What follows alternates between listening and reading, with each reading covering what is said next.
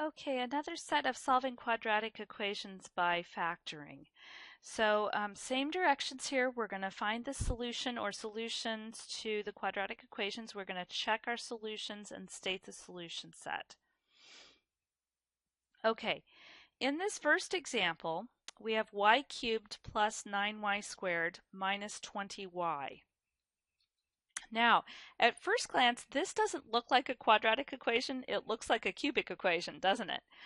But the first thing that I would want to do here is to just set it equal to 0.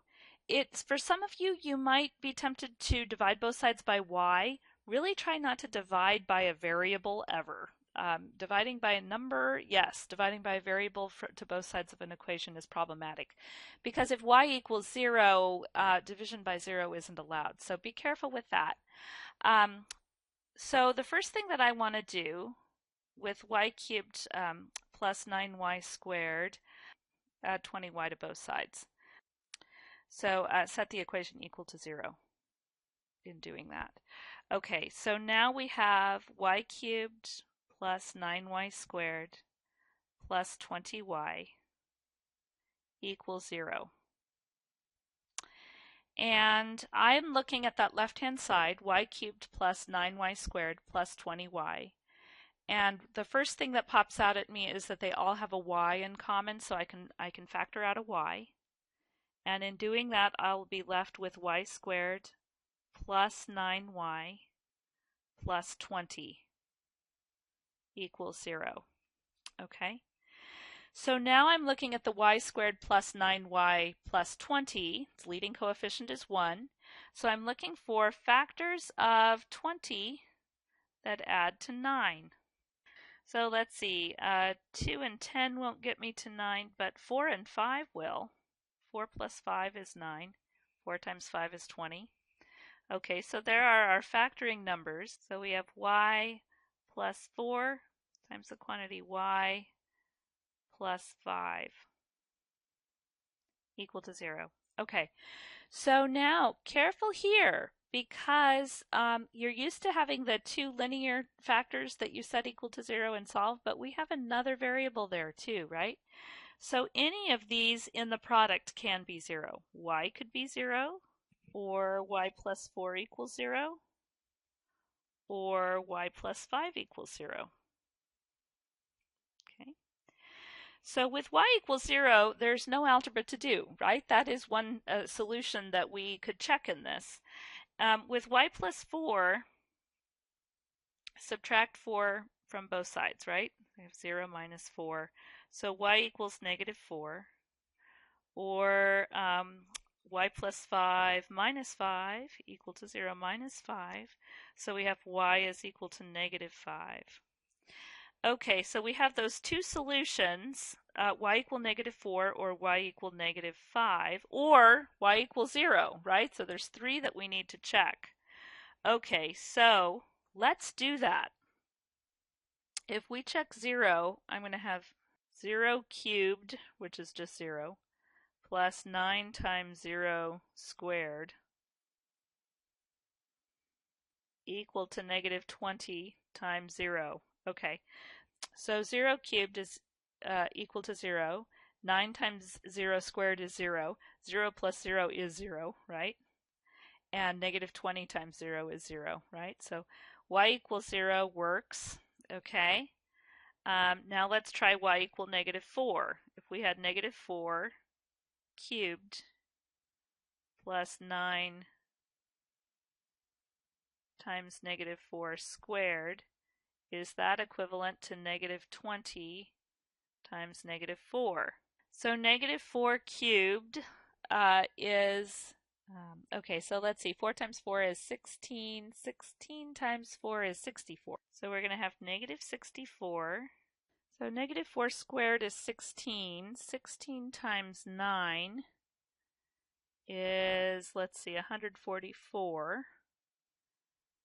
And I'm thinking about like, well, 16 times 10 is 160, right? So if I take 16 off that, it's 144. Is that equal to negative 20 times 4, which is positive 80? Okay, so take a calculator to it if you need to. Negative 64 plus 144, is that 80? It is. Okay, so that one works.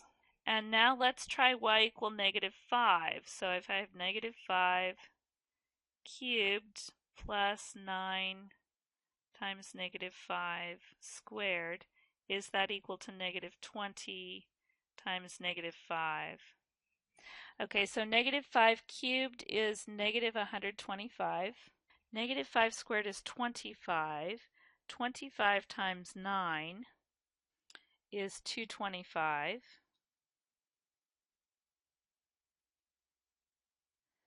And negative 20 times negative 5 is positive 100.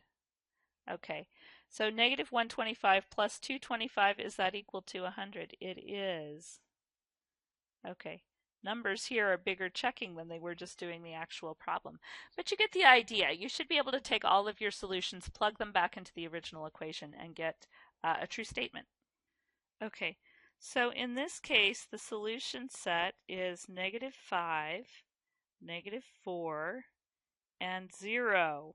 All of those are numbers that will make our original equation a true statement. So with the quantity x plus 2 times the quantity 2x minus 5 equal to x squared minus 4, so we notice right away that we already have something that's factored on the left-hand side there, which is nice, except we can't use it because the right-hand side isn't 0, right? So to use that zero product principle, we have to set it equal to 0. So in order to do that, we actually have to FOIL that first, right? Set it equal to 0 and then see if we can factor whatever remains there. I also notice that the right-hand side is the difference of squares, which is factorable, but again, not helpful to us. So let's start by FOILing this. So x times 2x is 2x squared. X times negative 5 is minus 5x. 2 times 2x is plus 4x, and 2 times negative 5 is minus 10. And on the other side here we have x squared minus 4. Okay, so I'm going to clean up the middle term.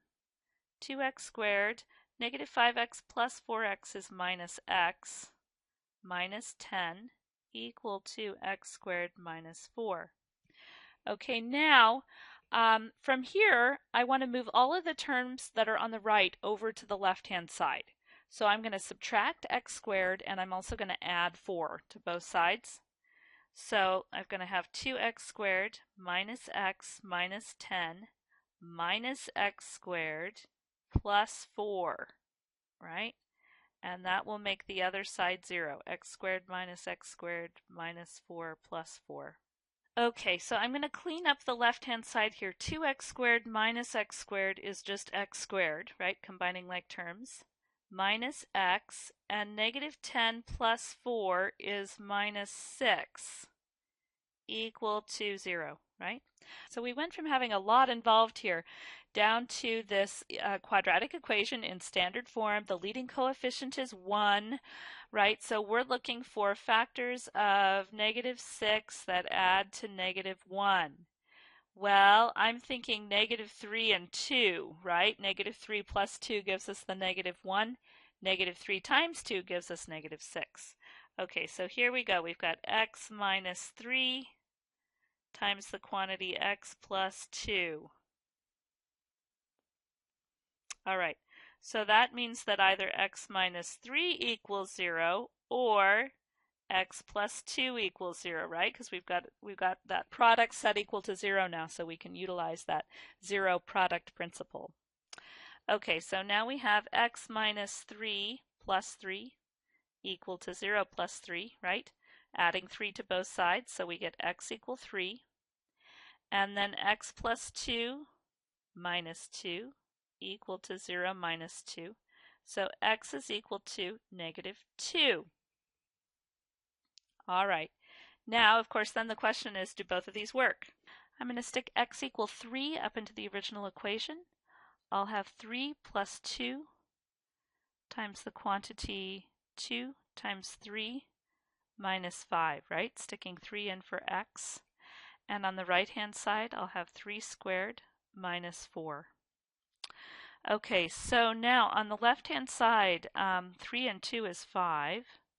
So I'll have 5 times, 2 times 3 is 6 minus 5 is 1. And then on the right-hand side, 9 minus 4 is 5, right? So do I get a true statement here? Yes, I do. Nice. Now the other solution of x equal negative 2, does that work? So I'm going to plug in negative 2. Negative 2 plus 2 is 0, right? So 2 times negative 2 minus 5 equals negative 2 squared minus 4. Okay, so negative 2 minus 2 is 0. It doesn't really matter what this other one is, right? So what would we have there? Negative 4 minus 5, negative 9. Okay, but 0 times negative 9 is 0. What do we get on the other side? Well, negative 2 quantity squared is 4, right? 4 minus 4, that's 0, right? So 0 indeed equals 0 here. Both of these are valid solutions, so the solution set is negative 2 and 3. Very good. Okay, so hopefully these examples will really help you as you go and get more practice in doing the homework and get really fluent both with factoring and with solving equations using factoring.